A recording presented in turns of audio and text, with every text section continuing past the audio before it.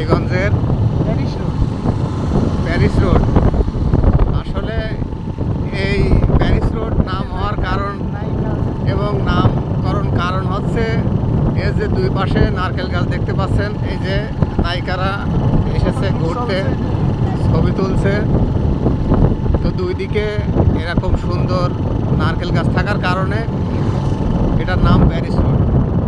এবং এখানে দেখতে পাচ্ছেন যে সবাই এসেছে ঘুরতে, যেদিকে দু চোখ যায় নারকেল গাছ, সারি সারি নারকেল গাছ।